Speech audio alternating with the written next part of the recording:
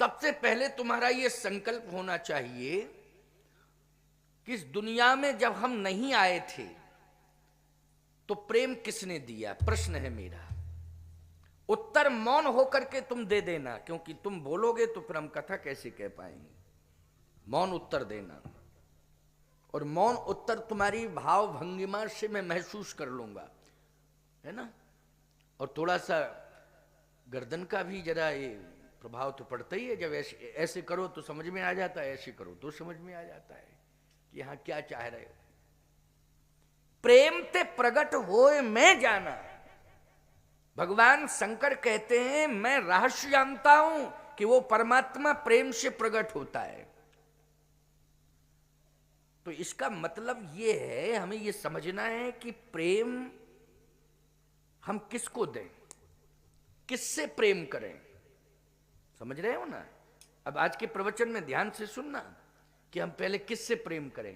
भाई प्रेम करने की शुरुआत, जैसे मान लीजिए आपने हमारा स्वागत किया, तो स्वागत की शुरुआत मुझसे की, इसके बाद फिर ग्रामाचार्य को माला पहना दी, अयोध्या प्रसाद को माला पहना दी, ये राजा ग्रामाचार्य, इसको और भी जो भी ये पंडित बैठे हैं ये तो हमारे शिष्य हुए। तो बाद में सबका सम्मान किया कि पहले इन लोगों का बाद में मेरा किया? मेरा पहले सम्मान किया। इसका मतलब है आप परंपरा जानते हैं सम्मान की, कि हमें सम्मान की शुरुआत कहां से करनी चाहिए, परंपरा आप जानते हैं। ऐसे भगवान शंकर जानते हैं कि परमात्मा प्रेम से प्रकट होता है, लेकिन प्रेम की शुरुआत कहां से की जाए, शुरुआत कहां से होनी चाहिए।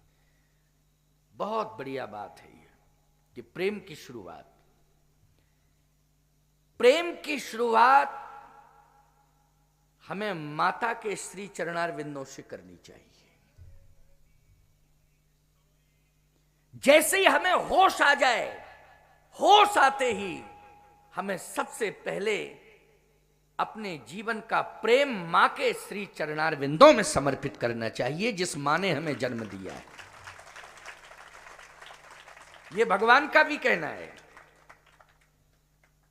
यहां से शुरुआत होनी चाहिए प्रेम की। अब बोलो भाई, जो बालक सबसे पहले मां के चरणों में प्रणाम करेगा परमात्मा प्रसन्न होगा उससे कि नहीं होगा? होगा प्रसन्न कि नहीं? साइलेंट कर दो उसको।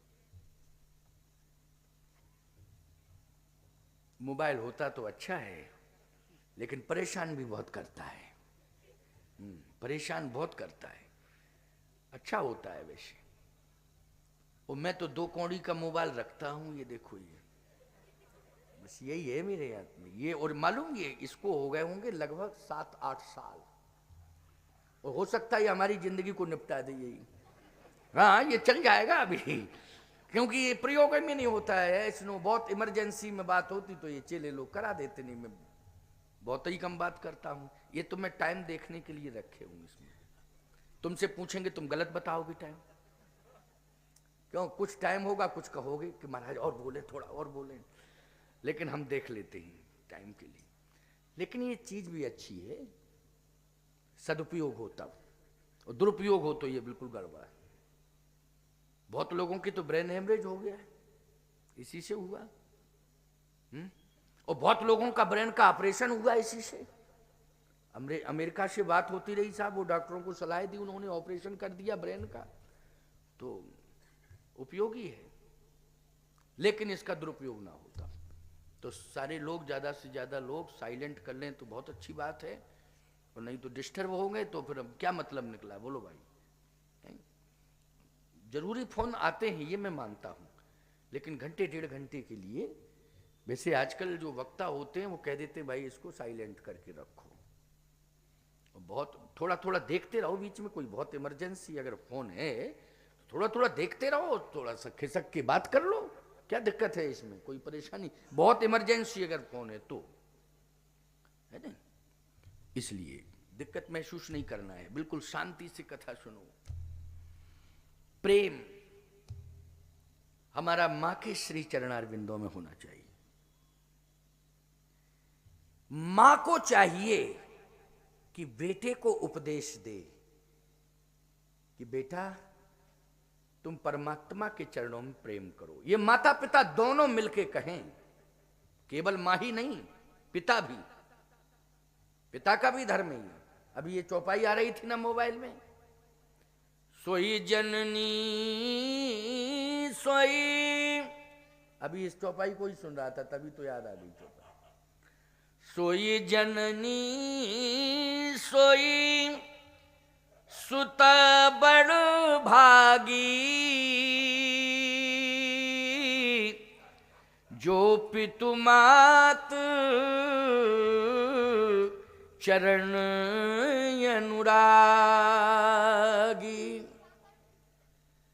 धन्य है वो माता पिता जिनकी संतान माता पिता के चरणों में प्रीति रखती है। सोई जननी सोई सुत बड़ भागी, जो रघुवीर चरण अनुरागी। माता पिता के चरणों में प्रेम रखते हुए परमात्मा के प्रति समर्पित हो,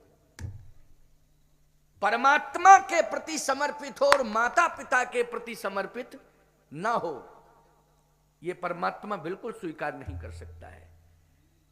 परमात्मा के प्रति समर्पण बाद में हो, पहले माता पिता के प्रति समर्पण हो, क्योंकि उन्होंने जन्म दिया है। माता पिता भी धन्य मानते हैं अपने को कि हमारी संतान भगवान के प्रति समर्पित हो गई, भगवान को मान रही है हमारी संतान, माता पिता भी खुश होते हैं। धन्य जन्म जग तीतल तासु, पितहि प्रमोद चरित सुन जासु। इस प्रकार का चरित्र जिस संतान का होता है, जिसकी संतान का होता है, याद रखना वो माता पिता यही कहते हैं कि मेरे संतान का उत्कृष्ट चरित्र है, इसलिए आज मैं अपने को धन्य मान रहा हूं। मां भी कहती मैं धन्य मान रही हूं, इस धरती पर मेरा जन्म लेना सार्थक हो गया, क्योंकि मेरी संतान भगवान की भक्ति कर रही है, भगवान के चरणारविंदों में समर्पित हो गई। माता पिता के प्रति समर्पित हो जाओ, मां के चरणों में पहले प्रेम निछावर करो, पिता के चरणों में प्रेम निछावर करो, इसके बाद गुरु के चरणों में प्रेम निछावर करो। गुरु संत अपने से बड़ों के प्रति, उनके प्रति आदर का भाव रखो। समझ गए हो कि नहीं? इस तरह की परंपरा जिसके जीवन में होगी, परमात्मा उसे अवश्य ही मिलेगा, इसमें संदेह नहीं।